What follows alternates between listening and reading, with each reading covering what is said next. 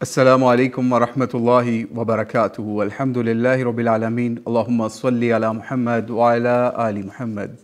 सीरतुन नबी सल्लल्लाहु अलैहि वसल्लम की क्लास नंबर 71 के साथ आज हम आपके साथ हाज़िर हैं। और इस वक्त हम जो नबी अलैहिस्सलाम के पास मुख्तलिफ़ वफ़ूद आए या मुख्तलिफ़ डेलीगेशंस आए, मुख्तलिफ़ कबीलों के ट्राइब्स के लोग आते थे आपके पास इस्लाम कबूल करने या इस्लाम के हवाले से बातचीत करने के लिए, उसके हवाले से ही हम अभी सीरत के इस पार्ट पे जा रहे हैं। यानी 9 से 10 हिजरी के दरमियान या 9 और 10 हिजरी के दरमियान जो जो ट्राइब्स आए, उनमें से जो मेजर ट्राइब्स थे या डेलीगेशंस थे, उनके ऊपर हम इस वक्त बात कर रहे हैं। और आज की स्लाइड पे भी आप देख रहे होंगे, सबसे पहले हमने लिखा हुआ है वफ़द बनु आमिर। ये नबी अलैहिस्सलाम के समझ लीजिए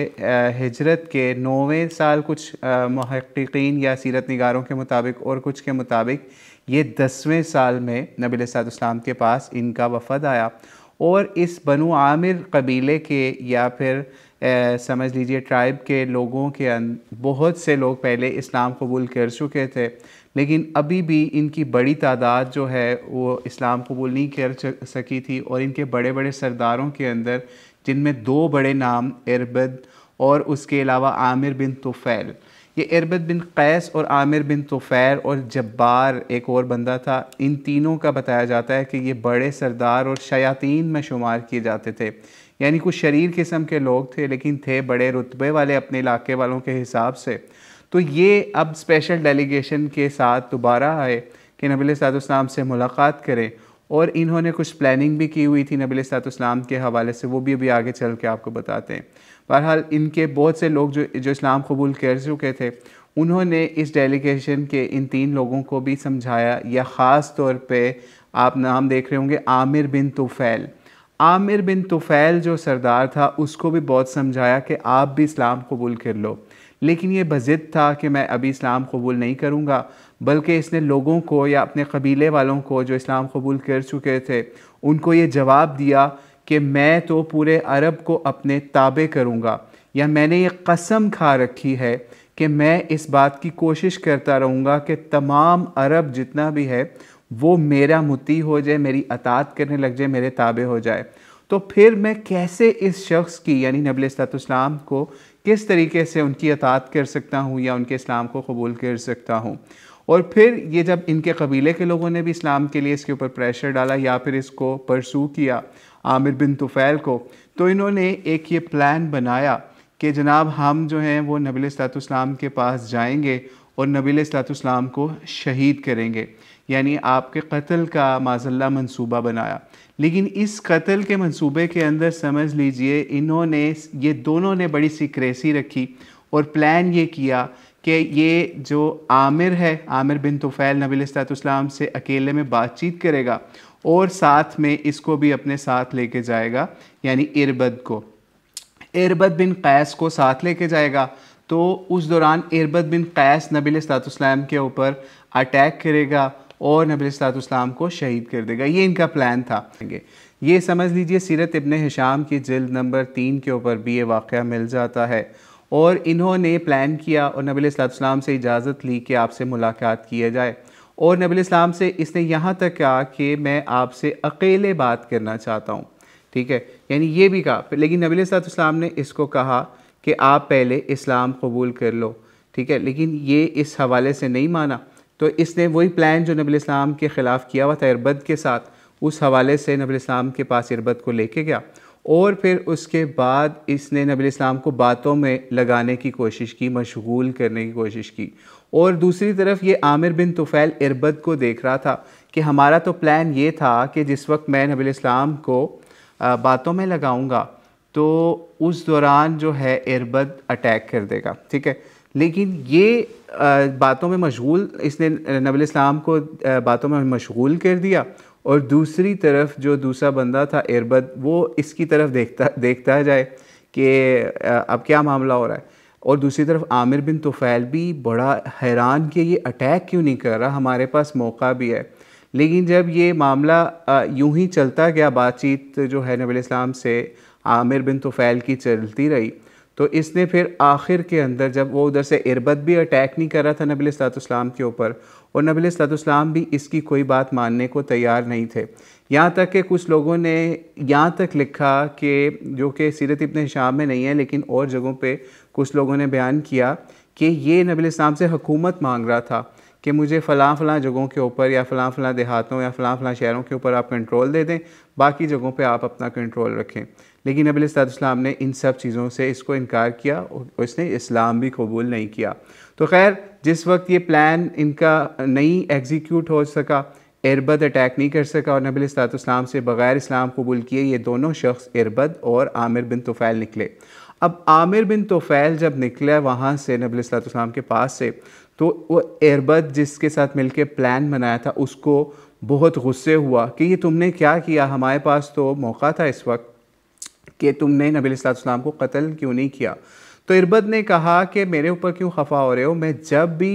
नबी अलैहिस्सलाम पे अटैक करने लगता था या तलवार निकालने लगता था, मुझे वहाँ पे नबी अलैहिस्सलाम की बजाय सिर्फ तुम नज़र आते थे, तो मैं क्या तुम्हें कत्ल करता फिर इस हवाले से। ठीक है, फिर खैर ये आपस में झगड़ते लड़ते यहाँ से निकले और अपने इलाके की तरफ जब जा रहे थे रास्ते के अंदर, तो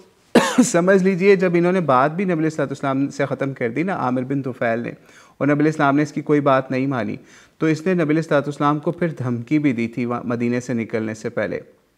क्या धमकी दी थी कि मैं आपके मुकाबले के अंदर बहुत बड़ी फ़ौज या लश्कर लेके आऊँगा जिससे आपको समझ लीजिए नुकसान पहुँचाऊँगा मदीने को या आपकी हुकूमत को। तो इसने नबी अलैहिस्सलाम को धमकी भी दी थी कि मैं इस तरीके से मदीने पर अटैक करूँगा या आपकी हुकूमत को ख़त्म करने के लिए बहुत बड़ा लश्कर लेके आऊँगा। इस धमकी के ऊपर नबी अलैहिस्सलाम ने इनको फिर समझ लीजिए दुआ या बद्दुआ भी इसके ख़िलाफ़ की कि ए अल्लाह या ए खुदा तू मेरी तरफ से आमिर बिन तुफ़ैल को काफ़ी हो, यानी ए अल्लाह तू ही इससे निबट ले जो ये मुझे बद्दुआ दे रहा है इस हवाले से। तो इसके बाद क्या हुआ, ये जब मदीने से निकले हैं आमिर और इरबद दोनों बंदे, तो यहाँ पे एक और चीज़ ज़िम्नन आपको बताते चलें कि आमिर बिन तुफ़ैल वो शख्स है जिसके बारे में कुछ लोगों ने ये भी लिखा कि जो बेर मऊना वाला मामला था ना, जो बेर मऊना के ऊपर 70 क़ुर्रा या सहाबा शहीद हुए थे, जिसको हमने एपिसोड नंबर या क्लास नंबर 20 के अंदर डिस्कस किया था,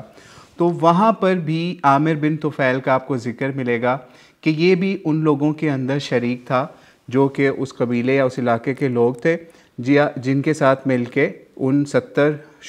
क़ुर्रा को या सहाबा को बेर मऊना के मकाम के ऊपर शहीद किया गया था। आमिर बिन तुफ़ैल भी उस इलाके या उस जगह पे इस कार्रवाई के अंदर शरीक या शामिल बताया जाता, और आप इसकी डिटेल क्लास नंबर 20 से देख भी सकते हैं। तो खैर वहाँ से जब ये निकले और नबी अलैहिस्सलाम ने इनको बद्दुआ भी दे दी हुई थी या दुआ इस हवाले से अल्लाह ताला से इनके ख़िलाफ़ मांग ली हुई थी कि अल्लाह ताला अब इनसे निपटे। जैसे ये वहाँ से निकले हैं तो बताया जाता है कि जो था ना आमिर बिन तुफ़ैल, इसको कोई ताउन का मर्ज़ हुआ है, कोई फोड़ा निकला है, इसकी गर्दन के अंदर कोई गांठ सी पैदा हो गई या कोई बीमारी गर्दन में पैदा हो गई, तो उसकी वजह से फिर ये अपने इलाके से पहुंचने से पहले या किसी एक ख़ास घर के अंदर ये अचानक से फिर मर गया। अब ये तो अब दोनों जा रहे थे, लेकिन जब इसके बाद इरबद अपनी कौम के अंदर पहुंचा ना, और आमिर बिन तुफ़ैल तो मर गया हुआ था, इरबद से इसकी कौम वालों ने पूछा कि क्या मामला हुआ, क्या हुआ मामला आपका, नबी अलैहिस्सलाम से आपने मिले या मुलाकात करने गए थे। तो उसने आगे से ये कहा कि मैं तो उनको चाहता था या अभी भी ये चाहता हूँ कि वो जिस इबादत की तरफ या जिस खुदा की तरफ या जिस मामले की तरफ वो मुझे मुतनब्बा कर रहे हैं या फिर बुला रहे हैं, मैं तो उनको तीर ही मारता या उनको शहीद कर देता नबी अलैहिस्सलाम को। और बताया जाता है सीरत निगारों की तरफ से, सीरत इब्न हिशाम जिल्द नंबर 3 के अंदर भी,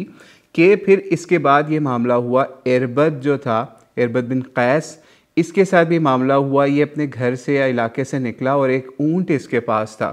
क्योंकि नबी अलैहिस्सलाम ने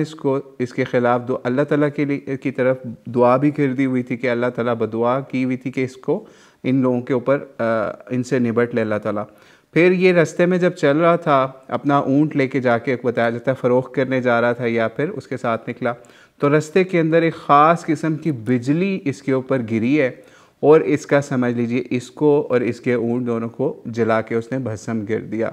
यानी नबी अलैहिस्सलाम की वो दुआ जो है इनके ख़िलाफ़ अल्लाह ताला ने कबूल की और अल्लाह ताला ने इन दोनों का ख़ात्मा कर दिया और ये कोई लश्कर या कोई बंदे इकट्ठे ना कर सके जो इन्होंने नबी अलैहिस्सलाम को ख़ास तौर पे आमिर बिन तुफ़ैल ने और इरबद ने धमकी दी थी या नबी अलैहिस्सलाम के ख़िलाफ़ इन्होंने प्लान किया था। इससे हमें यहाँ पे एक और भी चीज़ पता चलती है कि नबी अलैहिस्सलाम बद्दुआ भी किया करते थे उन लोगों के हक़ में जिनके बारे में पता चल जाता था कि ये अब लोग इस्लाम कबूल नहीं करेंगे या फिर समझ लीजिए ये इस्लाम को या मुसलमानों को नुकसान पहुँचाएँगे। और शुरू की इक़्तिसाद के अंदर हम इसके ऊपर बहुत सारी चीज़ें सीरत की क्लासेस में बता चुके हैं, लेकिन हमारे यहाँ अक्सर ये तसव्वुर दिया जाता है कि नबी अलैहिस्सलाम जो हैं वो कभी किसी के लिए बद्दुआ नहीं किया करते थे या उनके लिए समझ लीजिए जो छोटे छोटे अजाब हैं या इस हवाले से कोई बद्दुआ नहीं किया करते थे। तो ऐसा नहीं है, नबी अलैहिस्सलाम ने ऐसा किया। और इवन यहाँ तक कि जिस वक्त हम मक्के के अंदर नबी अलैहिस्सलाम के ऊपर मुजालिम की बात कर रहे थे या ग़ज़वा बदर के अंदर मारे गए कुरैश के बड़े बड़े सरदारों की बात कर रहे थे, तो उस वक्त भी हमने ये वाक़या बताया था, ज़िम्नन नबी बता देते हैं कि उस वक्त भी नबी अलैहिस्सलाम ने बद्दुआ की थी बड़े बड़े सरदारों के नाम लेके, ठीक है। यानी वो जब नबी अलैहिस्सलाम के ऊपर ऊँट की ओजड़ी या किसी जानवर की ओजड़ी लाट दी गई थी खान काबे के करीब, और बीबी फ़ातिमा जो है नबी अलैहिस्सलाम को उस दुख गम से निजात दिलाने के लिए, ओजड़ी से निजात दिलाने के लिए भागी थी उनके पीछे नबी अलैहिस्सलाम की सपोर्ट के लिए। तो उसके बाद जब बीबी फ़ातिमा भी बहुत रंजीदा हुई थी और नबी अलैहिस्सलाम भी, तो उस वक्त भी नबी अलैहिस्सलाम ने उन लोगों को जिन्होंने ये काम किया था उनको बद्दुआ दी थी और बाद में बदर के कुएं के अंदर उनको उन्हीं की लाशों को जगह जगह ढेर जो थे उसके साथ डाला गया जिनके सरदारों को नबी अलैहिस्सलाम ने बद्दुआ उस वक्त दी थी। तो इसलिए ये चीज़ ज़हन में रखिए, कोई भी शख्स अगर इस्लाम के ख़िलाफ़ काम करता है तो नबी अलैहिस्सलाम की ये सुन्नत या तरीक़ा हमें अडॉप्ट आज भी करना है कि जो भी इस्लाम के ख़िलाफ़ काम कर रहा है, ख़ास तौर पे वो कुफ़ार में से है, तो हमें पहले उसकी हिदायत की दुआ या कोशिश करनी चाहिए और फिर हमें उसके लिए बद्दुआ भी करनी चाहिए कि अल्लाह ताला इसको तबाह व बर्बाद कर दे। यानी जैसे आज आप देखते हैं ना, आज मुसलमान इस लेवल पे हैं कि हम अक्सर नमाज़ें भी पढ़ने जाते हैं, वहाँ पे रटी रटाई नमाज के बाद दुआएं ज़रूर करेंगे, लेकिन जो मुसलमान इस वक्त कट रहे हैं, मर रहे हैं पूरी दुनिया के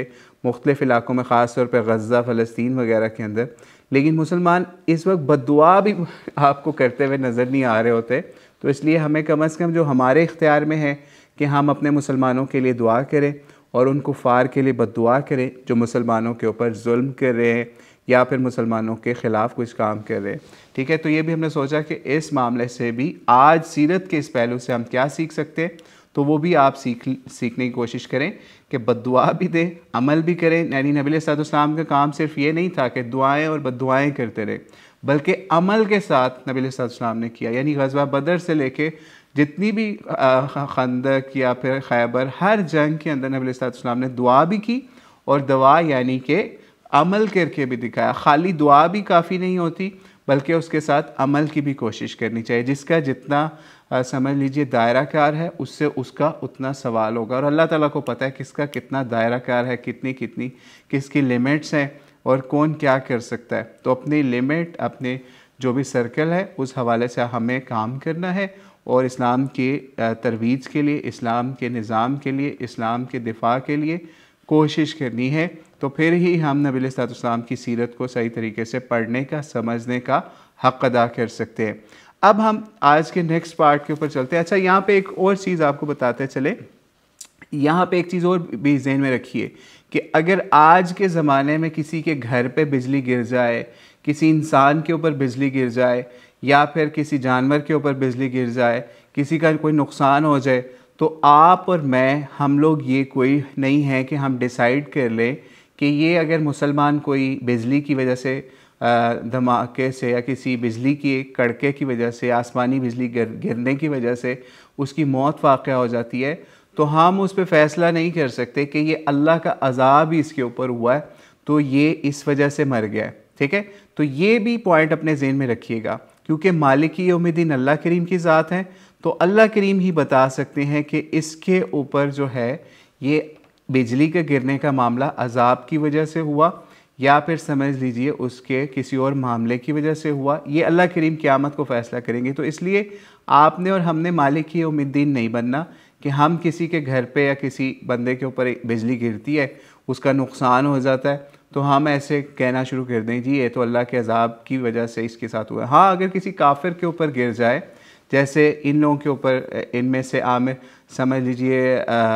इरबद बिन कैस के ऊपर गिरी, तो वो तो हम बता सकते हैं कि इन्होंने नबी इस्लाम के ख़िलाफ़ इस तरह से काम करने की कोशिश की। लेकिन हम आज अपने मुसलमान भाइयों के हवाले से ये नहीं कह सकते। हाँ, कुफ़ार पे गिरे तो आप कह सकते हैं कि अल्लाह के अज़ाब की एक किस्म थी, लेकिन हमारे मुसलमानों के ऊपर ऐसा हो तो हम नहीं कह सकते, क्योंकि हमें नहीं पता कि उसके साथ क्या मामला है। क्योंकि मिसाल है किसी को कत्ल कोई नबी इस्लाम ने किया तो मुसलमान भी कई जगहों पे कत्ल हुए, किसी को कत्ल के ज़रिए से अल्लाह ताला ने अज़ाब दिया और किसी को कत्ल के ज़रिए से, यानी जिस मुसलमान को कुफ़ार ने कत्ल किया उसको अल्लाह ताला ने जन्नत में पहुंचा दिया। ठीक है, तो इसलिए हम नहीं होते ये कोई भी ये फ़ैसला करने वाले कि अगर कोई इस तरीके से किसी हादसे का शिकार होता है बिजली गिरने की वजह से, तो हम उसके ऊपर ये फ़ैसला करें कि ये अल्लाह का अज़ाब ही था। हाँ, ये ज़रूर है कि समझ लीजिए मिशकात के अंदर भी और सुनन तिरमिज़ी के अंदर भी एक रवायत हमें मिल जाती है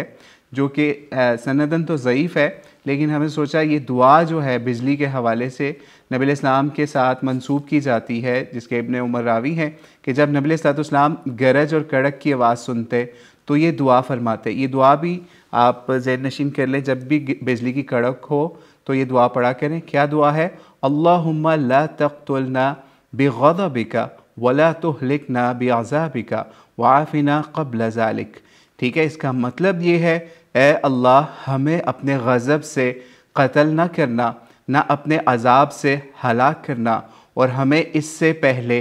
ही आफ़ियत अता फरमाना। ठीक है, मुस्नद अहमद में तिरमिज़ी के अंदर ये रवायत मिलती है, ताकि जब भी बिजली कड़के तो वहाँ पे इंजॉयमेंट और तस्वीरें और इन चक्करों में ना पड़ जाएं, बल्कि अल्लाह से अज़ाब से, अल्लाह के अज़ाब से पनाह मांगें, अपनी ज़ुबान में मांग लें कि अल्लाह ताला हमें इस बिजली के शर से महफूज रखना, या अल्लाह हमें आफ़ियत नसीब फरमा, इस चीज़ को हमारे लिए नफ़े वाला बायस बना दे। ठीक है, तो इसलिए ज़रूर दुआएं करें, इस बिजली को एंजॉय ना करने शुरू कर दें। जैसे लोग अक्सर ऐसे भी दुनिया के अंदर लोग हैं, वो इस बिजली की फ़ोटो शूट के लिए कितने कितने घंटों के हिसाब से कैमरे नस्ब करके इनकी वीडियो या फिर तस्वीरें खींचने की कोशिश करते हैं। तो हमें उस कुफ़ार की उस नक़ाली से या उस तरह के टाइम वेस्ट से भी अपने आप को बचाना है कि बिजली अगर कड़के तो हमें इस तरह के मामलात की तरफ नहीं जाना। ठीक है,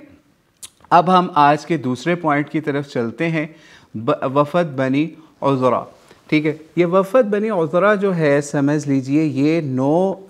हिजरी के अंदर बताया जाता है, सफ़र या रबीउल अव्वल के महीने के अंदर नबी अलैहिस्सलाम के पास आया। रहीक़ुल मख़तूम के सफ़ा नंबर 601 के ऊपर भी इसका ज़िक्र मिलता है। सफ़ीउर रहमान मुबारक पूरी रहमतुल्लाह अलैह ने भी इस हवाले से काफ़ी कुछ लिखा है। तो हम ये इसको समझ लीजिए, आपके पास आज 2 रेफरेंस हैं इस वफ़द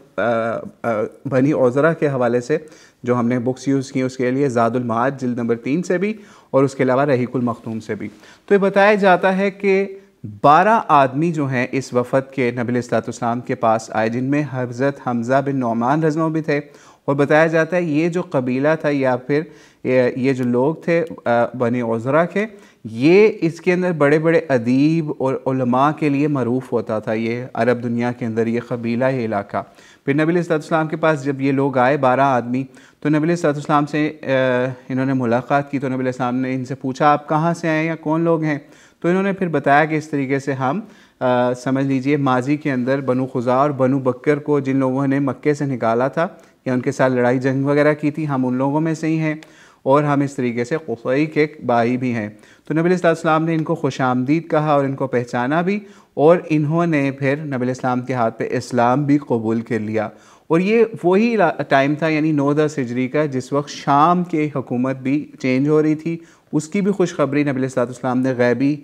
ख़बर इन लोगों को सुनाई कि इस तरीके से शाम के अंदर समझ लीजिए हरकल की हुकूमत जो है, या हरक्लिस की हुकूमत जो है वो ख़त्म हो रही है, और हरकल जो है या हरकल है वो दूर दराज इलाके के अंदर अपनी हुकूमत छोड़ के शाम से इस वक्त फ़रार भी हो रहा है। ये भी मामला हुआ। फिर नबी अलैहिस्सलाम ने इनको नसीहतें भी की, ख़ास 2 नसीहतें भी जो हिस्टोरियंस ने या फिर सीरत निगारों ने लिखी ज़ादुल माद में या रहीक़ुल मख़तूम में, कि नबी अलैहिस्सलाम ने इनको 2 नसीहतें ये की। एक पहली नसीहत ये थी कि काहिनों की बात नहीं सुनना। काहिन कहते हैं फ्यूचर टेलर्स को, नजूमियों को, या फिर जो समझ लीजिए सितारों के हवाले से कुछ चीज़ें गड़मट करके तो हिसाब किताब करके आपको कुछ फ्यूचर की चीज़ बता रहे होते हैं, या आपका पास्ट बता रहे होते हैं, या फिर आपको कुछ चीज़ें सजेस्ट उसके ऊपर कर रहे होते हैं फ्यूचर और पास्ट के हवाले से।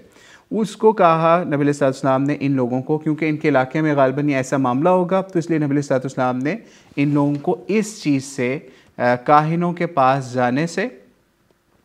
मना फरमाया। ठीक है। अच्छा, आपके कोई क्वेश्चन हो तो आखिर में कर लीजिएगा, एक मैसेज आया इस हवाले से मैं आपको आखिर में बता देंगे। ठीक है। तो दो चीज़ें बताई नबी इस्लाम ने बनी औज़रा के इस लोगों को, यानी इस्लाम की तो जनरल दावत, उसके अलावा दो स्पेशल इनको समझ लीजिए बातें कहीं कि आपने एक तो काहिनों की बात नहीं सुननी, और दूसरी चीज़ ये बताई इनको कि आपने अल्लाह के अलावा किसी के नाम की क़ुरबानी भी नहीं करनी, क्योंकि इस वक्त अरब दुनिया के अंदर रवाज था कि अपने समझ लीजिए बुतों के नामों के ऊपर या गुज़रे हुए नेक नामों के ऊपर, उनके अल्लाह के अलावा नामों के ऊपर क़ुरबानियाँ किया करते थे, जानवरों को क़ुरबान किया करते थे। इस चीज़ को भी नबी अलैहिस्सलाम ने उनको समझाया कि अब आपने सिर्फ अल्लाह के नाम के ऊपर ही कोई भी जानवर है उसको आपने क़ुरबान करना है। यहाँ पे एक पॉइंट और भी ज़हन में रखिएगा, ये काहिनों के हवाले से या जादूगरों के हवाले से या नजूमियों के हवाले से हम उस एपिसोड में भी आपको बयान कर चुके हैं जिसमें नबी अलैहिस्सलाम के ऊपर जादू का वाक़या हमने बयान किया था। ठीक है। अगर किसी को वो चाहिए तो वो हमें मैसेज कर सकता है, हम उसका लिंक भी शेयर कर देंगे। तो उस वक्त भी समझ लीजिए खैबर की जंग के बाद जब जादू वाला मामला हुआ तो उसमें भी हमने बताया था कि किस तरीके से इस्लाम के अंदर ये जादू वाला मामला या काहिन वाला मामला हराम है, और इसमें जादूगर की जो सज़ा है, चाहे मर्द हो चाहे औरत हो, समझ लीजिए इस्लामी हुकूमत हो, तो ये उसकी सज़ा मौत होती है। और यहाँ पे एक चीज़ और भी ज़हन में रखिएगा कि लोगों ने नबी अलैहिस्सलाम से इस हवाले से पूछा भी एक मरतबा कि जो काहिन लोग होते हैं ये किस तरीके से समझ लीजिए कि हमें फ्यूचर के हवाले से बात बता देते हैं। तो फिर नबी अलैहिस्सलाम ने उनको बताया कि इस तरीके से ये अक्सर फ़रिश्तों की बातें सुन के, किसी एक फ़रिश्ते की आपस में बात सुन के, तो उसमें से कुछ चीज़ें अपने पास से मिला के जिन जो हैं वो अपने काहिन को, यानी एक जादूगर है उसका एक राब्ता है किसी जिन से या जिन्निया से, उससे राब्ता करके कुछ बातें निकाल के तो उसके ऊपर हिसाब किताब लगा के फिर ये लोगों को बता देते हैं। सही बुखारी 3210 के अंदर भी इसका जिक्र है कि किस तरीके से ये काहिन लोग या जादूगर लोग आपको फ्यूचर के हवाले से भी कुछ ना कुछ चीज़ें निकाल के बता देते हैं, या फिर आपके पास्ट के हवाले से भी। तो इसके अंदर इनकी मदद जो है वो अक्सर जिन भी कर रहे होते हैं या जिन्नियाँ भी कर रही होती हैं। ठीक है। तो उसका भी जिक्र 3210 सही बुखारी और उसके अलावा 3288 पे भी है। तो इसलिए हमें आज बचने की ज़रूरत है कि हम किसी हवाले से ये मामला ना रखें कि हमारे साथ कोई भी छोटा सा मामला हो जाए या बड़ा मामला हो जाए, वो हमारे ऊपर तो जादू हो गया, आप किसी जादूगर के पास भागो, या फिर आजकल दीनी हुलिया रखने वाले भी लोग, यानी दाढ़ी पगड़ी बांध के भी लोगों के अंदर जादू और इस तरह की चीज़ें कर रहे हैं। आप जाएंगे उनके पास, आपको कहेंगे आपकी वालदा का क्या नाम है, आप ये कपड़ा ले आएँ, आप वो ले आएँ, ये ले आएँ, हम इसका जादू का तोड़ कर देंगे, हम वो कर देंगे, वो कर देंगे। लेकिन हमने जिस वक्त जादू वाली एपिसोड बताई थी उसमें फिर हमने ये भी आपको समझाया था उस वक्त नबी इस्लाम की सुन्नत से, सीरत से, कि किस तरीके से ये मौज़तैन जो हैं इनको आप पढ़ सकते हैं, या फिर और दुआएं जो हैं नबी इस्लाम से जो साबित शुदा हैं, या फिर कुरान के ज़रिए से या और अल्लाह ताला से ताल्लुक़ के ज़रिए से आप इस तरह जादू वाला मामला हो तो उससे आप निजात हासिल कर सकते हैं, बजाय इसके कि लोगों के दर दर पे धक्के खाएँ, बल्कि अल्लाह ताला के नबी अलैहिस्सलाम की सीरत सुन्नत की तरफ राब्ता करें ताकि आपको इस हवाले से किसी किस्म की मुश्किल का सामना ना करना पड़े। और कोई मुश्किल आए तो सिर्फ ये बड़ा आसान है कि जी जादू हो गया, वार चल गया, ये बातें हर जगह पे पाकिस्तान इंडिया में मशहूर हैं, जादू चल गया, वार चल गया, ये हो गया, वो हो गया। अपना अमल नहीं देखना कि हम खुद क्या कर रहे हैं या हम क्या मामला कर रहे हैं, या हो सकता है अल्लाह की आजमाइश ना हो, या अगर हो भी गया जादू तो उसका हमने हल क्या करना है, सुबह शाम के अज़कार और ये दुआएं, और फिर उससे हमें अल्लाह ताला जादू और इस तरह के मामला से महफूज भी कर सकता है। और नबी इस्लाम के ऊपर जो जादू वाला मामला हुआ वो समझ लीजिए हमारी इस्लाह के लिए हुआ था कि अल्लाह ताला के नबी को अल्लाह बचा भी सकते थे, इस हवाले से अल्लाह ताला के हाथ में था सब। लेकिन तरबियत मुसलमान उम्मत की करनी थी कि अगर आपके साथ ऐसा मामला हुआ तो फिर क्या मामला हो सकता है। ठीक है। तो इसलिए इस हवाले से बड़ी एहतियात करें, किसी ऐसे शख्स के पास ना जाएं जो जादू के नाम पे या नजूमी के नाम पे या इल्म के नाम के ऊपर या फिर नूरी इल्म के नाम के ऊपर लोगों को लूटता है, बल्कि उससे अपने ईमान की हिफाजत ही करें। बल्कि ऐसी रवायतें भी मुस्नद अहमद के अंदर हमें मिल जाती हैं जिसके अंदर ये बात आती है कि अगर कोई बंदा काहिन के पास जाए या नजूमी के पास जाए या उसकी बातों की तस्दीक करे तो उसकी 40 दिन तक की नमाज जो है वो कबूल नहीं होगी। और कमा क़ाल मुस्नद अहमद के अंदर ऐसी रवायतें भी मिल जाती हैं। तो इसलिए कोई शख्स भी ऐसे लोगों के पास ना जाए जो फ्यूचर टेलर हों या फिर काहिन हों या जादूगर हों। ठीक है, तो इस हवाले से भी हमें सोचा कि जो बनु उज़रा के लोगों से को नबी इस्लाम ने ये चीज़ बताई, उस हवाले से हमें भी एहतियात करने की ज़रूरत है। फिर ही हम सीरत को पढ़ने सीखने का असल में समझ लीजिए कुछ हक़ अदा करने की कोशिश कर सकेंगे। फिर इसी तरीके से एक और चीज़ आपको बताते चलें कि एक मरतबा एक वाक़या बनु उज़रा के हवाले से ये भी हुआ, जो कि हमने समझ लीजिए अहादीस की किताबों में एक चीज़ देखी कि बनु उज़रा की एक मरतबा एक औरत जो है ना वो नबी अलैहिस्सलाम के पास आई, इसी कबीले की औरत, यानी ये नहीं पता कि वो इस वफ़द के साथ थी या पहले आई या बाद में आई। ठीक है, क्योंकि ये चीज़ ज़हन में रखिएगा, जितने भी ये वफ़द आ रहे हैं इनके बहुत सारे लोग मुसलमान हो रहे थे पहले से ही। तो जब ये मुसलमान होते थे अपने इलाकों के अंदर जाते थे, वहाँ इस्लाम फैलता था, तो फिर इसके बड़े बड़े सरदार भी नबी इस्लाम के पास आते थे और इस्लाम कबूल करते थे। ठीक है, फिर आहिस्ता आहिस्ता पूरा कबीला कन्वर्ट हो जाता था। तो बनी उज़रा की एक औरत आई नबी इस्लाम के पास, सिलसिलतुल अहादीस सहीहा के अंदर इसका समझ लीजिए रेफरेंस मिल जाता है। तो उसने नबी इस्लाम से फिर एक सवाल किया। क्या सवाल किया नबी इस्लाम से? उसने कहा कि मैं जो है ना वो जिहाद पे या जंग पे जाना चाहती हूँ। तो नबी इस्लाम ने उसको मना फरमा दिया, यानी जंग पे जाने या जिहाद पे जाने से नबी इस्लाम ने उसको मना फरमा दिया। लेकिन फिर उसने नबी इस्लाम से कहा मैं जंग पे ना इस वजह से जाना चाहती हूँ कि मैं लोगों की मरहम पट्टी करूँ, ज़ख्मियों की मरहम पट्टी करूँ। तो नबी इस्लाम ने उस औरत को जिहाद या क़िताल के ऊपर समझ लीजिए मेडिकल एड पर भी जाने से मना कर दिया। और ये भी साथ बात फरमाई जिसका मफहूम है कि अगर मैंने आपको इजाज़त इस हवाले से दे दी तो ये रवायत बन जाएगी और फिर लोग ये काम करना शुरू कर देंगे। यानी इससे हमें ये भी पता चलता है कि अगर जो मेडिकल वर्कर्स हैं, लेडीज़ हैं, उनको ये कोशिश करनी चाहिए अपने घर के करीब जो हॉस्पिटल्स हैं या कोई ऐसे मामलात हैं वहाँ पे कोशिश करें, डील करें। और अगर दूर दराज के मामलात हैं वहाँ पे जो मेल डॉक्टर्स हैं मुसलमानों के, वो वहाँ पे ट्रैवल करके जाएं, क्योंकि अगर वो फ़ीमेल जाती हैं तो और भी उनके मामलात होंगे। मिसाल है उनके हस्बैंड नहीं है या उनका महरम नहीं है और उनको इजाज़त नहीं है महरम के बगैर सफ़र करने की ख़ास लिमिट के आगे,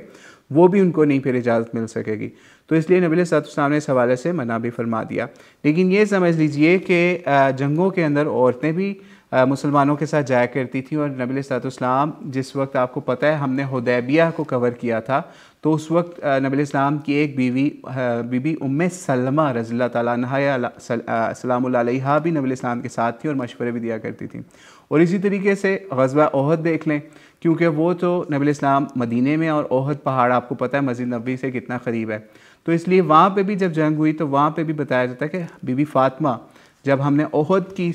कवर की थी एपिसोड या क्लास, तो उसके अंदर हमने आपको बताया था कि किस तरीके से बीबी फ़ातिमा नबी सल्लल्लाहु का ज़ख़म जो है उसको किस तरीके से धोती थी या फिर उसको समझ लीजिए उसका मरहम पट्टी वाला मामला कह रही थी। यानी नबी इस्लाम की बेटी थी तो वो कह रही थी इस हवाले से। इसी तरीके से हज़रत अली भी उस हवाले से पेश थे इस मामले के अंदर। तो इससे पता चलता है कि आपको इजाज़त है एक ख़ास लिमिट तक, ठीक है, या ख़ास इलाके तक या ख़ास सर्कमस्टांसेस या फिर जो इस्लाम के उसूल हैं, ठीक है, उनके हिसाब से अगर आप करते हैं तो ठीक है। लेकिन ये आप नहीं कर सकते, जैसे हमने एक चीज़ देखी है कि अमेरिका से एक औरत उड़ती है, यानी जहाज़ पे मुसलमान औरत उड़ती है और वो गज़ा चली जाती है डॉक्टर, ठीक है, कि वहाँ पे जाके मैं नर्सिंग करूँगी या मेडिकल वाला काम करूँगी। हाँ, अगर कोई ऐसा मामला है कि वो औरत ही आखिरी औरत है दुनिया के अंदर मुसलमान डॉक्टर कि वो गज़ा जा सकती है तो वो चली जाए, यानी एक्सट्रीम केस सिनेरियो होगा। लेकिन जब और मुसलमान डॉक्टर्स भी हैं, कुफ़ार के भी या फिर नॉन मुस्लिम डॉक्टर्स भी हैं, गज़ा या और इलाकों के अंदर जहाँ मुसलमानों की हालत बुरी है वहाँ पे जाते हैं मेडिकल एड के लिए, डॉक्टरी के लिए, यानी कि उनके ऑपरेट करने के लिए या फिर मरहम पट्टी करने के लिए, तो वो सारे सर्कमस्टांसेस इस्लाम के देखे जाएंगे। ये नहीं होगा कि वो यहाँ से उठे और वो चली जाए उस जगह पे, क्योंकि ऐसे ऐसे वाक़यात भी सुनने में आए कि कोई लेडीज़ जो हैं वो गई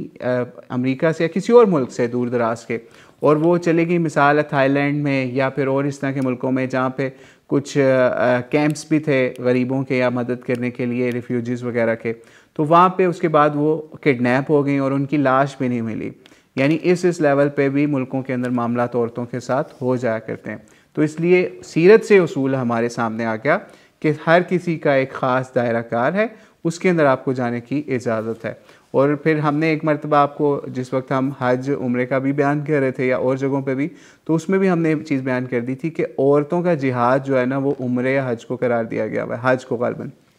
ठीक है, औ कमा क़ाल अलैहिस्सलाम। तो इसलिए औरतों को ख़ास लिमिट तक मर्दों के साथ जंगों के अंदर या जिहाद के अंदर, क़िताल के अंदर जाने की इजाज़त है। तो उसका भी हमने एक नमूना आपके सामने इस हवाले से पेश कर दिया कि बनु उज़रा की एक औरत ने जंग में जाने की इजाज़त मांगी और सिर्फ मरहम पट्टी के हवाले से, तो उसको नबी अलैहिस्सलाम ने इस इजाज़त से मना फरमा दिया। आज के हम आखिरी पार्ट की तरफ चलते हैं। इस हवाले से जो आप देख रहे होंगे लास्ट पे ग्रीन कलर से लिखा हुआ है, 3rd बुलेट पॉइंट, कि वफ़द बली, ठीक है। ये भी एक समझ लीजिए कबीले का नाम है बली, बल्कि कुछ सहाबा के नाम या कुछ लोगों के नामों के साथ आप बलवी देखते होंगे, ठीक है। जैसे एक सहाबी थे अंसारी ज़ैद बिन असलम बलवी, ठीक है। ये जो बली कबीला था ना, या जिस बिल्ली नहीं है ये, ठीक है, ये बली, इसको बलीन बोलते हैं या बली, ठीक है, अरब लोग। तो ये बड़ा मारूफ कबीला था और बड़ी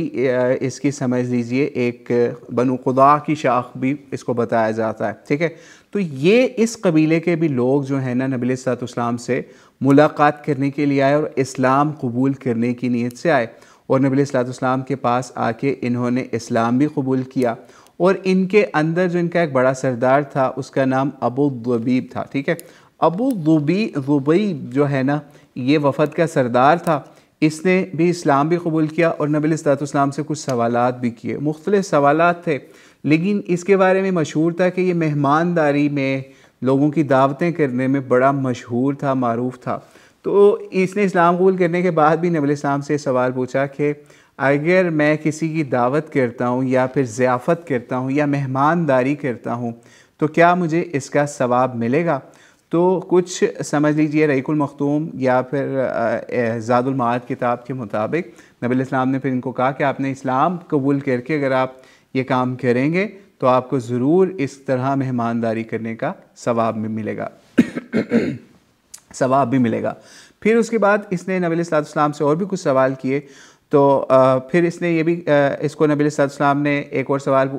का जवाब भी दिया। इसने कहा ज़ियाफ़त की या मेहमानदारी की मुद्दत कितनी है, यानी कितनी देर तक मैं किसी की मेहमानदारी कर सकता हूँ। तो आपने फरमाया 3 दिन, यानी 3 दिन तक आप आसानी से कर सकते हैं। इसमें ये समझ लीजिए आगे एक और भी सवाल है, वो उसके ऊपर भी अभी चलते हैं, लेकिन इसके कॉन्टेक्स्ट में हमें वो अहादीस भी देखनी चाहिए जिसके अंदर मेहमानदारी के हवाले से भी नबी अलैहिस्सलाम ने बयान किया। जैसे सही मुस्लिम के अंदर 4514 या इंटरनेशनल नंबरिंग के मुताबिक 48 नंबर रवायत के अंदर आता है कि नबी अलैहिस्सलाम ने फरमाया मेहमान नवाजी 3 दिन है और खुसूसी एहतमाम जो है ना वो 1 दिन या 1 रात का है और किसी मुसलमान के लिए हलाल नहीं कि वो अपने भाई के यहाँ ठहरा रहे हत्ता कि इसे गुनाह में मुब्तला कर दे। तो सहाबा ने पूछा कि अल्लाह के रसूल सल्लल्लाहु अलैहि वसल्लम कि वो ये गुनाह में मुब्तला करने का क्या मतलब है, कैसे कोई मेहमान आके अपने मेज़बान को गुनाह में मुब्तला कर सकता है? तो नबी अलैहिस्सलाम ने फिर उसको बताया है सहाबा को या जिन्होंने सवाल किया कि उसके यहाँ ठहरा रहे और इसके पास कुछ ना हो कि वो इसकी मेज़बानी कर सके, तो वो फिर समझ लीजिए किसी रॉन्ग मीन्स का सहारा न लेता फिरे। और कमा क़ाल अलैहिस्सलाम, यानी मतलब ये था कि असल मेहमानदारी सिर्फ 1 दिन जो है ना वो अच्छे लेवल की कर सकता है इंसान, फिर उसके बाद नॉर्मल मेहमानदारी के साथ उसको 3 दिन तक किसी भी मेहमान को मेज़बान के साथ रहने का हक़ है। तो इसलिए अगर कोई भी किसी के घर मेहमान बन के जाए तो कोशिश ये करे कि 1 दिन या 2-3 दिन से ज़्यादा ना रहे, क्योंकि मुद्दत मेहमानदारी की 3 दिन है। उसके बाद अगर वो वहाँ रहे तो फिर वो वहाँ पे उनके घर वालों से ये बात करके रहे कि अब मैं बर्तन भी आपके धोऊंगा, मैं खाना भी आपके साथ पकवाऊंगा, ये भी करूँगा वो भी करूँगा, या मैं आपको पैसे दूंगा फिर रहूँगा आपके साथ, पे करके आपके साथ रहूँगा, ठीक है। तो फिर ताकि उसको कोई तकलीफ़ वाला मामला ना हो, क्योंकि ये जो हमने भी आपको हदीस भी बयान की ना, उसके अंदर भी है कि वो कहीं उसको गुनाह में ना मुब्तला कर दे। अब किसी के पास पैसे नहीं हैं और मेहमान जा नहीं रहा, तो वो क्या करेगा? कहीं से चोरी करके पैसा लेगा? नहीं। या फिर सूद के ऊपर पैसा लेगा? नहीं। या फिर कुछ और गलत काम करके पैसा लेके उसकी खिदमत करने की कोशिश करेगा? तो ऐसा हमें ही ये देखना चाहिए कि किसके कैसे हालात हैं, या कोई अगर आपको नहीं निकाल रहा मेहमानदारी से अपने घर से या ज़ियाफ़त से या उससे, तो हमें फिर ख़ुद ही मेहमान बन के अगर कोई गया हुआ है तो उसको इस हवाले से एहतियात करनी चाहिए। फिर नबी इस्लाम की एक और हदीस है जिसका मफ़हूम है कि इस शख्स में कोई भलाई नहीं जो मेहमान नवाजी या ज़ियाफ़त नहीं करता। ठीक है, ठीक है। इसी तरीके से एक और जगह पे नबी इस्लाम ने फरमाया, उसका मफ़हूम कुछ इस किस्म का है कि समझ लीजिए कि जो अमीर की भी आप कर सकते हैं ज़ियाफ़त या फिर मेहमानदारी, और गरीब भी कर सकते हैं, और उसका आपको सवाब मिलेगा। और इवन यहाँ तक भी रवायतें हैं जिनमें इस वक्त हमारे ख़ुद भी इस वक्त ज़हन में नहीं है, लेकिन उनका मफ़हूम कुछ यूँ है कि अगर 3 दिन तक मेहमानदारी है उसके बाद भी अगर कोई करता है तो उसको फिर स्पेशल सदक़े का भी सवाब मिलेगा। ठीक है, औकमा क़ाल। तो इसलिए ये चीज़ें सामने अपने रखनी चाहिए मेहमानदारी के हवाले से भी, कि ना तो हमें किसी का नुकसान करना चाहिए मेहमान बन के जाएँ, ना ही मेहमान जिसके घर आ रहे हैं वो इस तरह को उनको टेढ़ी नज़र से देखे या फिर कहे कि यार ये क्या हमें तकलीफ़ देने के लिए आ गए। तो इसलिए दोनों को इट्स टू वे, कि दोनों को एक दूसरे का, मेहमान को मेज़बान का और मेज़बान को मेहमान का ख्याल रखना चाहिए। ठीक है। और हमारे यहाँ तो बहुत अच्छी रवायात हैं, बल्कि पाकिस्तान के अंदर ख़ास तौर पे, इंडिया के अंदर भी और भी कुछ मुल्कों के अंदर, कि जब कोई मेहमान आता है तो हमारे यहाँ ये लोगों के यहाँ मशहूर है कि मेहमान तो अपना रिज़्क़ साथ लेके आता है। यानी ये बहुत अच्छी सेइंग है जो हमारे बड़ों ने ईजाद की, कि मेहमान तो अपना रिज़्क़ लेके आता है, या मेहमान तो अल्लाह ताला की रहमत होता है। तो हमें मेहमानों का बड़ा इकराम करना चाहिए। और यही वजह है कि बहुत सारे ऐसे लोग जिनके अपने पास नहीं कुछ होता, लेकिन मेहमानदारी उनका ख़ासा होती है, तो वो मेहमानों के दे के उनकी तेवरियाँ नहीं चढ़ती, या फिर वो टेंशन में नहीं आ जाते, बल्कि जो कुछ उनके पास होता है वो निकाल के मेहमानों की खातिर मदारत करते हैं, क्योंकि उनको पता है कि ये जो है इससे मुझे बहुत सवाब मिलने वाला है और इसमें ही भलाई है। और अब हमें जब नबी इस्लाम की सुन्नत सीरत का पता चल गया, तो हमें ये भी पता चल गया कि अब हमें तो मेहमानदारी के ऊपर सवाब भी मिलेगा, और उसके अलावा दुनियावी लिहाज से भी हमें समझ लीजिए उसके फ़ायदे भी मिल सकते हैं, कि आज हमने किसी की मेहमानदारी की है तो कल कोई हमारी भी कर सकता है। ठीक है, तो जब हम उसके यहाँ जाएंगे वो भी हमारे साथ अच्छा सलूक करेगा। तो ये भी मामला हुआ। फिर एक और चीज़ इसने जो इनका सरदार था अबू दुबैब, इसने एक और भी क्वेश्चन नबी सल्लल्लाहु अलैहि वसल्लम से पूछा कि अगर हम मेहमानदारी का तो हमने सवाल पूछ लिया, बता दिया आपको। दूसरा सवाल एक ये भी पूछा कि अगर कोई लापता बकरी का बच्चा या बकरी मिल जाए तो उसका क्या करना है। तो नबी सल्लल्लाहु अलैहि वसल्लम ने उसके ऊपर भी फरमाया, जो हम पिछले एपिसोड में, उससे पिछले एपिसोड में बता चुके थे। वो किसी और शख्स ने सवाल पूछा था, कि बताया कि भेड़ बकरी जो है ना वो तुम्हारे लिए है या तुम्हारे भाई के लिए या फिर भेड़िए के लिए। यानी मतलब ये है कि भेड़ या बकरी अगर मिले तो उसको अपने पास संभाल के रख लें, ताकि अगर उसका असल मालिक आ जाए उसको दे दिया जाए, नहीं तो फिर आप उसको इस्तेमाल कर सकते हैं। ठीक है। लेकिन फिर इसने फिर ऊँट के बारे में यही सवाल पूछा। ठीक है। यानी आप ये सोचिए दीन कितना आसान और बेहतर है, कि अगर आप भेड़ बकरी को चरने के लिए सहरा के अंदर, क्योंकि सहरा के लोग सवाल पूछ रहे हैं, उसको छोड़ देंगे तो हो सकता है उसको कोई भेड़िया खा जाए या फिर वैसे ही भूख प्यास से वो मर जाए। लेकिन ऊँट है, उसका सवाल पूछा जब इसी शख्स ने नबी इस्लाम से वफ़द बली के ऊँट का क्या करना चाहिए, तो फिर नबी सल्लल्लाहु अलैहि वसल्लम ने उनको कहा कि उसको आप छोड़ दें, चरता रहेगा और वो अपने मालिक तक पहुंच जाएगा या उसका मालिक उसको तलाश कर लेगा। यानी ये बड़ा जानवर है, इसको नॉर्मली उस तरह भेड़िए वगैरह उस तरह नुकसान नहीं पहुंचाते। तो इस वजह से उसकी इजाज़त नबी इस्लाम ने इनको नहीं दी कि आप उसको अपने पास नहीं रख सकते या उसको इस्तेमाल नहीं कर सकते कि उसका मालिक पहुंच जाए। इसके ऊपर भी फुक़हा ने इस हवाले से ये बातें भी बयान की हुई हैं कि अगर कोई छोटा ऊँट का बच्चा हो तो फिर उसको आप अकेला मिल जाए कहीं से तो उसको रख लें, उसकी खातिर मदारत करें, और उसको अगर उसका असल मालिक आ जाए तो फिर उसको दे दें, नहीं तो उसको वैसे चरने के लिए ना छोड़ दें, नहीं तो उसको कोई जानवर वगैरह खा ना ले या उसको नुकसान ना छोटे ऊँट के बच्चे को पहुंचा दे। तो ये कुछ चीज़ें थी जो कि हमने बनु आमिर, बनु उज़रा और वफ़द बली के आपके सामने पेश की, कि हम सीरत के इन पहलुओं से यानी इवन अगर हम देखें तो ये वफ़द आए और उन्होंने नबी अलैहिस्सलाम से बात की और बात मामला ख़त्म हो गया, सीरत का चैप्टर ख़त्म नहीं। लेकिन हमने ये कोशिश की कि हम सीरत के इन चैप्टर्स से, इन वफूद की या फिर डेलीगेशंस की मुलाकातों से आपको ये बता सकें कि आज हम क्या लर्न कर सकते हैं, क्या सीख सकते हैं अपनी लाइफ के अंदर, सीरत के इस पहलू को किस तरीके से उजागर कर सकते हैं कि हम भी अगर हमसे कोई पूछे कि यार ये आप क्यों कर रहे हैं, तो हम उसको बताने वाले बने कि भाई नबी अलैहिस्सलाम की सुन्नत सीरत से ये चीज़ें साबित हैं, इसलिए हम मेहमानदारी कर रहे हैं, इसलिए हम ये इस तरीके से जानवरों का ख्याल कर रहे हैं,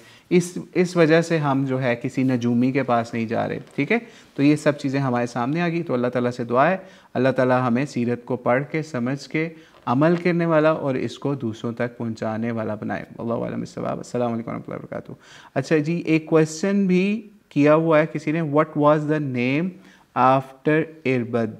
ये इरबद जो है ना,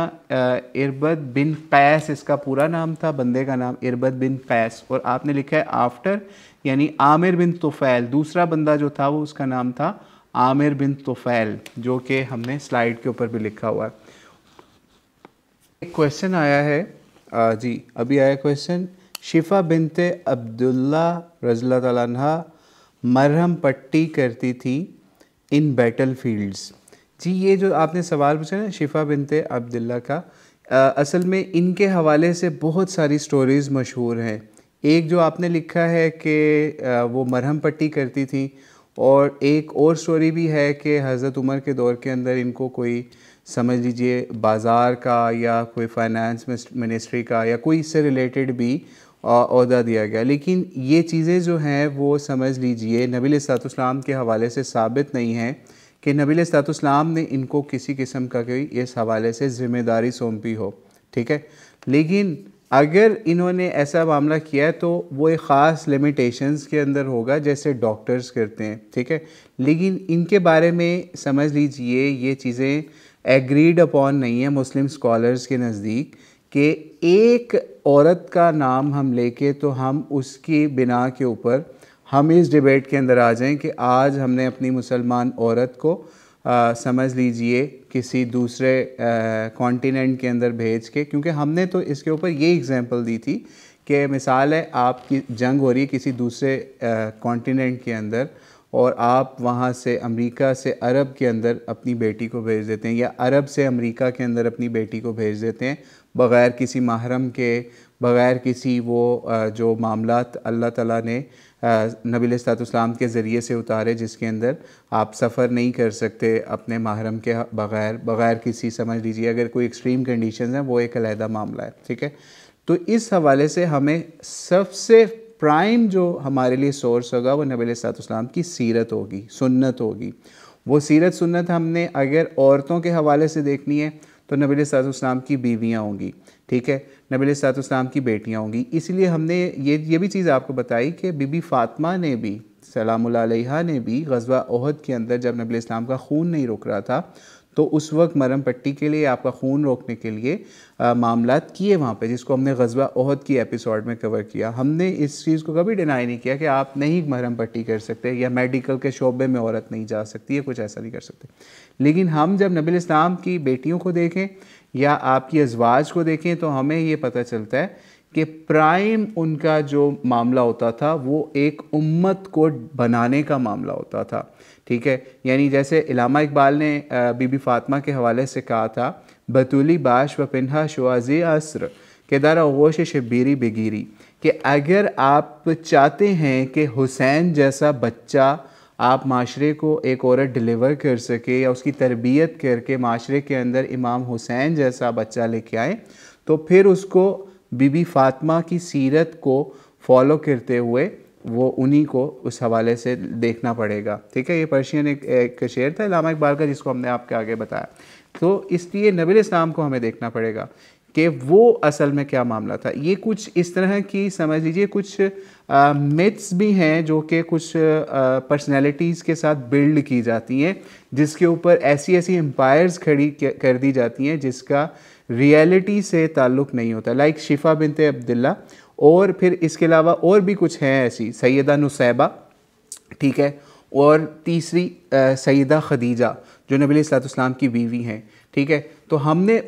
जिस वक्त हम सीरत की इन पहलुओं को बयान कर चुके हैं पहले शुरू की एपिसोड्स के अंदर, जब हम सैयदा खदीजा का बयान कर रहे थे या ग़ज़वा ओहद का बयान कर रहे थे कि जहाँ पे सैयदा नुसैबा, हज़रत नुसैबा ने जिस वक्त वहाँ पे मामलात किए, ठीक है, कि वो फ़ाइट के अंदर भी इन्वॉल्व उनको होना पड़ गया जिस वक्त खालिद बिन वलीद ने हमले किए या फिर सारे मुसलमान नरगे के अंदर आ गए। तो उनका काम मुसलमानों के साथ आई हुई थी, लेकिन फिर ये मामला भी हो गया, ठीक है। या फिर समझ लीजिए हुदैबिया के मौके के ऊपर भी इन लोग औरतों को समझ लीजिए मोबलाइज़ किसी हवाले से किया गया। तो ये सिर्फ़ चंद वाक़यात हैं। और इसी तरीके से सैयदा खदीजा, ठीक है, उनका भी अगर हम देख लें तो आपको सीरत के अंदर हमने बड़ी दफ़ा उन लोगों को चैलेंज किया कि सैयदा खदीजा जो उनको कहते हैं कि शी वाज़ अ बिज़नेस वेमन, ठीक है, नबी अलैहिस्सलाम को के साथ निकाह करने के बाद सैयदा खदीजा का एक भी बिज़नेस ट्रांजैक्शन करना, 1 इंच भी घर से कदम बाहर निकाल के बिज़नेस के लिए कहीं पे जाना या इवन घर के अंदर बैठ के ही काफ़लों को मैनेज करना कोई साबित नहीं कर सकता, ठीक है। सैयदा खदीजा की सीरतें पढ़ी हैं हिस्ट्रीज़ के अंदर भी और सीरत की किताबों के अंदर भी बाकायदा अलग-अलग किताबें लिखी गई। लेकिन जब हम सही बुखारी को देखें तो ये पता चलता है कि सैयदा खदीजा जिस वक्त नबी अलैहिस्सलाम के लिए खाना पका के पसीने के अंदर शराबूर या फिर उनके लिए खाना, सालन, रोटी ये चीज़ें लेके आ रही है ना, तो उधर से अल्लाह ताला हज़रत जिब्रील को नबी अलैहिस्सलाम के पास भेज देते हैं कि सैयदा खदीजा आपके लिए इतनी मेहनत करके आ रही हैं, तो आपने इनको अल्लाह का सलाम कहना है सैयदा खदीजा को, और साथ में इनको आपने जन्नत में एक घर की खुशखबरी भी सुनानी है। यानी ये देखिए कैसी ज़बरदस्त मामला कि बेशक उन्होंने अपने माल के ज़रिए से, अमीर ख़ातून थी, नबी अलैहिस्सलाम की समझ लीजिए हेल्प की हर लिहाज से इस्लाम की सरबुलंदी के अंदर या फिर और मामलात के अंदर, लेकिन उनको जन्नत की बिशारत या जन्नत के अंदर महल की बिशारत या सलामुल्लाह अलैहा, अल्लाह का सलाम उनके ऊपर सही बुखारी की एक रवायत के अंदर मिल रहा है। किस वजह से? क्योंकि वो अपने हस्बैंड की खिदमत के लिए, उनकी सपोर्ट के लिए जा रही हैं, उनके लिए खाना उनके लिए तैयार करके बड़ी मुश्किलों से, ठीक है। तो और ये चीज़ें हैं जिससे हमें पता चलता है कि असल में हमने नबी अलैहिस्सलाम को देखना है, आपके घर वालों को देखना है। फिर जब हमें इनके अंदर से कोई मामलात नहीं मिलेंगे, फिर हमने उन सहाबा को देखना है जो नबी अलैहिस्सलाम के बहुत करीब थे, उन सहाबियात को देखना है जो नबी अलैहिस्सलाम के बहुत ज़्यादा करीब थे। हम ये काम नहीं करेंगे कि किसी भी गैर मारूफ शख्सियत को जिसने नबी अलैहिस्सलाम के साथ तरबियत में टाइम ना गुजारा हो, जैसे वन ऑफ द शिफा बिनते अब्दुल्ला, ठीक है, तो हम उनको कह दें कि जनाब ये हमारे लिए स्टैंडर्ड बन गई है किसी भी हवाले से या कोई ऐसा मामला, ठीक है। तो इसलिए हराम नहीं है औरतों का मर्दों की मरहम पट्टी करना या फिर उनके समझ लीजिए मेडिकल उनको एड फराहम करना हराम नहीं है, लेकिन एक सर्टन बाउंड्रीज़ के अंदर आप शरीयत को फॉलो करते हुए डॉक्टर बने तो वो ज़्यादा बेहतर है, ठीक है। तो और इवन लेडीज़ के जो मामलात के लिए ख़ास तौर पे लेडीज़ को डॉक्टर बनना चाहिए ताकि उनके जो मामलात ऐसे हैं कि उनको मर्दों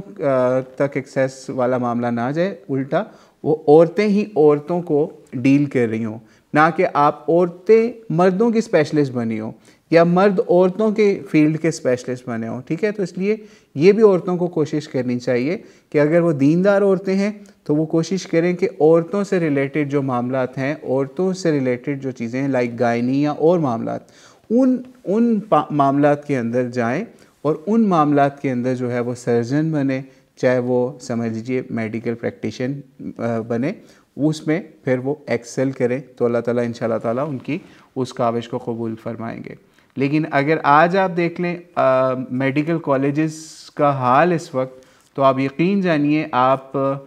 हम अमेरिका यूरोप को तो नहीं कहते, लेकिन हम अगर सिर्फ पाकिस्तान के अंदर ही किसी मेडिकल कॉलेज में जाएं, क्योंकि हमारे अपने भाई एक डॉक्टर तो मैं कई दफ़ा उनको ड्रॉप करने मेडिकल कॉलेज जाया करता था,